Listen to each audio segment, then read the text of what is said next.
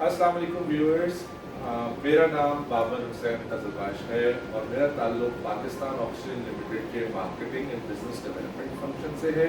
आज मेरे साथ यहाँ दानिश अली मौजूद हैं जिनका ताल्लुक़ हमारे ऑपरेशंस डिपार्टमेंट से है और हम आज आपको एक मुख्तसर लेकिन जामिल वीडियो के ज़रिए घरों में मेडिकल ऑक्सीजन सिलेंडर को इस्तेमाल करने का तरीका और इससे रिलेटेड कुछ सेफ्टी के अहम फीचर्स बताना चाहते हैं। तो जैसा कि आप सब जानते हैं कि आजकल जो कोविड-19 का सिनेरियो है जिसमें ये वबा बहुत तेज़ी से फैल रही है, इसके तनाजुर में एक बहुत इम्पॉर्टेंट जो ट्रीटमेंट एलिमेंट है वो ऑक्सीजन थेरेपी है। चाहे ये ऑक्सीजन अस्पतालों में दी जाए और अब चूँकि अस्पतालों पर लोड बढ़ता जा रहा है तो ऑक्सीजन थेरेपी घरों में भी बहुत कॉमन हो रही है, बहुत आम हो रही है। इस सिलसिले में कुछ बुनियादी सेफ्टी के एलिमेंट्स हैं, कुछ फीचर्स हैं जिनको हम हाईलाइट करना चाहते हैं और हमारा मकसद ये है कि इसके ज़रिए आप उन चीज़ों को मद्देनज़र रखें और उन चीज़ों का ख्याल रखें जिससे आप घर में सेफली मेडिकल ऑक्सीजन इस्तेमाल कर सकें।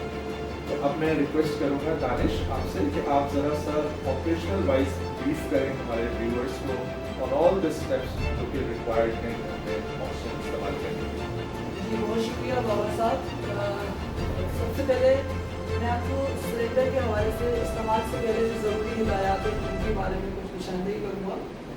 इस्तेमाल से पहले आप इस बात का अच्छी तरह से यकीन दहानी कर लें कि पाकिस्तान ऑक्सीजन से मिला हुआ सिलेंडर के ऊपर सिलेंडर पे सील लगी हुई है।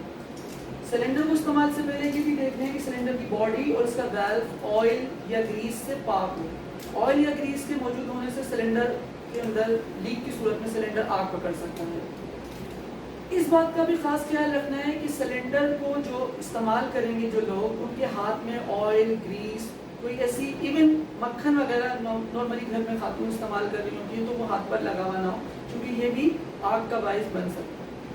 इस्तेमाल से पहले ये भी देखना है सिलेंडर जिस सतह पे रखा हो, सतह हमवार हो, उसकी सराउंडिंग में कोई आग पकड़ने वाली चीज़ जैसे कि तेल, पेट्रोल, इवन घर का कुकिंग ऑयल भी करीब में मौजूद ना हो, जो कि ये भी आग का बायस बन सकता है। जब आपको इस बात की अच्छी तरह से यकीन दहानी हो जाए कि सिलेंडर की बॉडी पर कोई ऑयल या ग्रीस नहीं लगा हुआ, इसकी सील इंटैक्ट है, तो आप इसको फिर इस्तेमाल करना शुरू कर दें। आइए मैं आपको बताता हूँ इसको इस्तेमाल किस तरीके से करना है।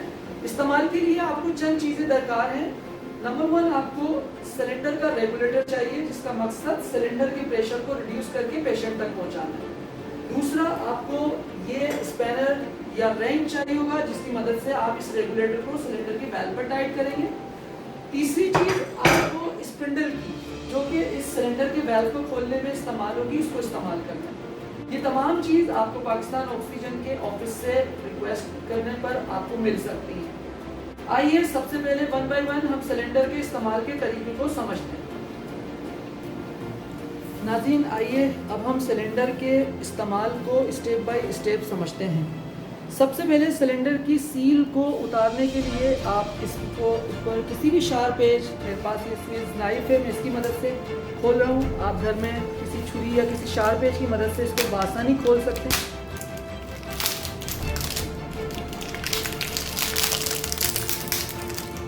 सिलेंडर के वाल्व की सील को खोलने के बाद आपने सिलेंडर का रेगुलेटर जो कि विद फ्लो मीटर है, इसको सिलेंडर के वाल्व के साथ इस कनेक्शन को क्लॉकवाइज डायरेक्शन में टाइट कर देना है।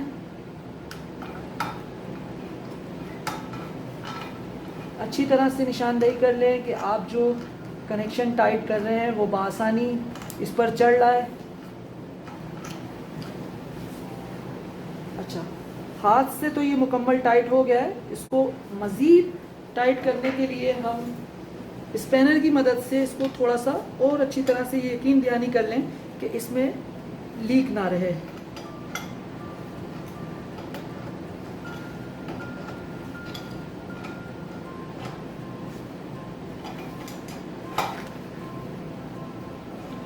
वंस आपका रेगुलेटर सिलेंडर के वाल्व के साथ टाइट हो जाता है तो आपने इस्तेमाल से पहले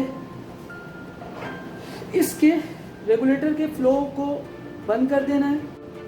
सिलेंडर के रेगुलेटर को अच्छी तरह से टाइट करने के बाद आप इसके लीक को चेक किया जाए।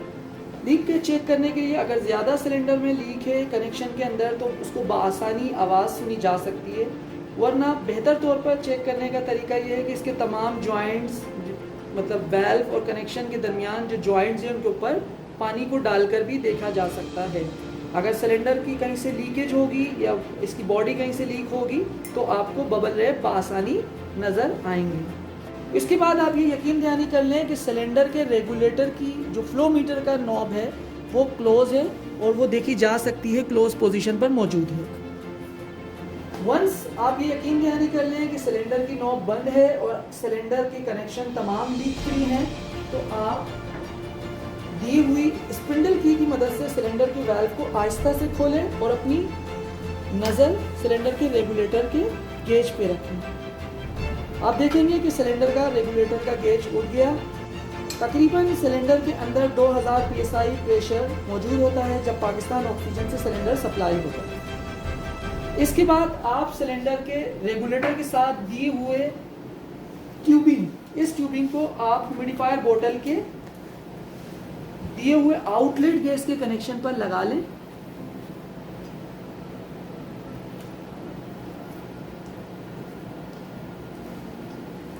इस ट्यूबिंग की दूसरे एंड पर नेजल कैनुला मौजूद है जो कि पेशेंट के नाक में लगा दिया जाता है, या अगर पेशेंट के पास मास्क मौजूद है तो उस मास्क की ट्यूब को भी आप इस ह्यूमिडिफायर बोतल के साथ बआसानी कनेक्ट कर सकते हैं। इसके बाद आपने सिलेंडर के फ्लो मीटर को इस तरह से एडजस्ट करना है जो कि डॉक्टर की बताई हुई हिदायत के मुताबिक है। नॉर्मली एक पेशेंट को 3 लीटर पर मिनट से लेकर 15 लीटर पर मिनट तक का फ्लो दिया जा रहा होता है।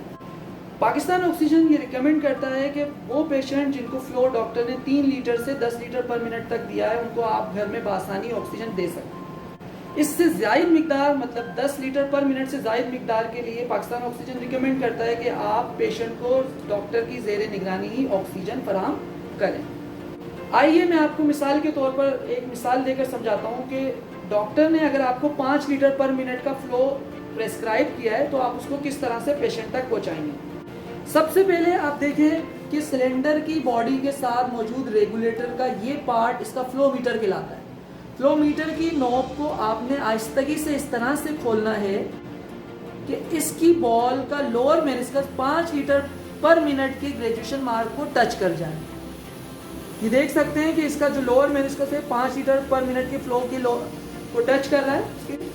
इसके बाद आपने फराहम की हुई ट्यूबिंग के साथ जो नेसल कैनुला है इसको पेशेंट की नाक में लगा देना है।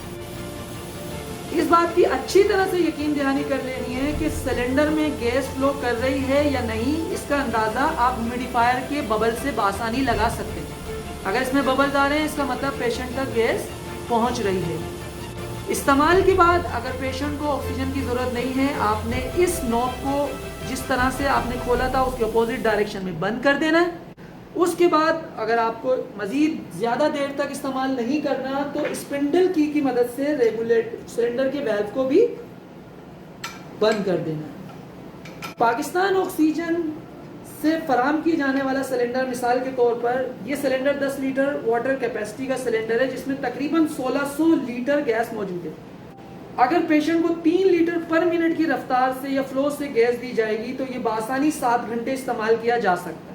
इसी तरीके से अगर आप घर में 10 लीटर पर मिनट का फ्लो देते हैं तो ये तकरीबन 2 से सवा 2 घंटे तक पेशेंट को इस्तेमाल किया जा सकता है। आई होप मेरी बताई हुई तमाम एहतियाती तदाबीर और सिलेंडर के रेगुलेटर के साथ इसको इस्तेमाल करने का तरीका आपको समझ में आया होगा। शुक्रिया दानिश, आपने आज हमारे व्यूवर्स को बहुत तफसील से तमाम सिलेंडर को इस्तेमाल करने, मेडिकल ऑक्सीजन को घर पर इस्तेमाल करने के सारे स्टेप्स बहुत अच्छे तरीके से आपने बताए। तो व्यूअर्स, मैं उम्मीद करता हूँ कि आज की हमारी इस काविश को आपने एक मालूमात से भरपूर एफर्ट पाया होगा। अगर आपको सिलेंडर्स के इस्तेमाल या इसके रेगुलेटर के इस्तेमाल या इससे रिलेटेड दूसरी चीज़ों की किसी की चीज़ के इस्तेमाल पर आपको कोई इल्हाम है और आप मज़ीद कुछ आगाही जानना चाहते हैं और इन तमाम प्रोडक्ट्स को आप हासिल करना चाहते हैं तो प्लीज़ आप हमारे कस्टमर सर्विस सेंटर से रब्ता कर सकते हैं।